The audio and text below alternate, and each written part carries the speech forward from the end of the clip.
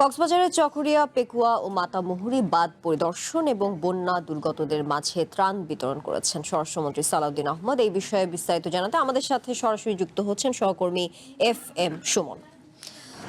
সুমন, স্বরাষ্ট্রমন্ত্রী ইতিমধ্যে কোন কোন এলাকা পরিদর্শন করেছেন সেই বিষয়ে জানাবেন, সেই সাথে জানাবেন তিনি বাঁধ পরিদর্শন করে কি বলেছেন।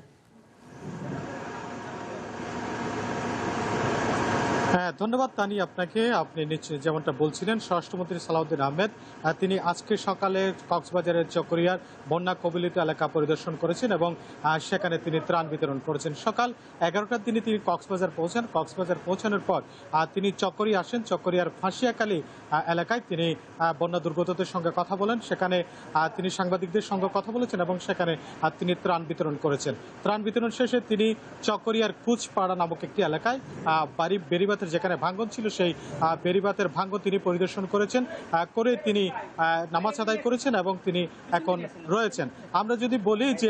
আমরা যদি বলি আপনাকে, নিশ্চয়ই আপনি জানেন যে তিনি এখানে এসে তিনি বাঁধ পরিদর্শন করছেন। সেই সঙ্গে তিনি সাংবাদিকদের সঙ্গে কথা বলে তিনি যেমনটা বলছেন যে সরকার বন্যা কবলিত মানুষের পাশে আছে এবং সেই সঙ্গে ক্ষয়ক্ষতি নিরূপণে সরকার কাজ করছে। এছাড়া তিনি বলেছেন যে সরকার বিশেষ করে যারা বন্যা কবলিত, বন্যায় দুর্গত হয়েছেন তাদের পাশে সবসময় রয়েছে।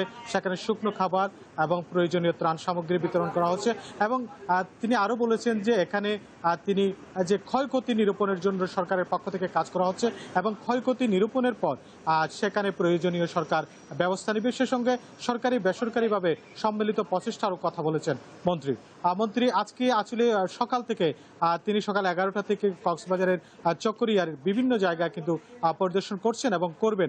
এছাড়াও তিনি আগামীকালও কক্সবাজারের চকরিয়া, পেকুয়া, মাতামুহুরীরও বিভিন্ন নিম্নাঞ্চলে যেখানে বন্যা কবলিত সেখানে যাবেন এবং দুর্গতদের সঙ্গে কথা বলবেন এবং ত্রাণ সামগ্রী বিতরণ করবেন। এই ছিল আসলে তানিয়া আমার কাছে সর্বশেষ। সুমন, আপনাকে ধন্যবাদ যুক্ত থাকার জন্য।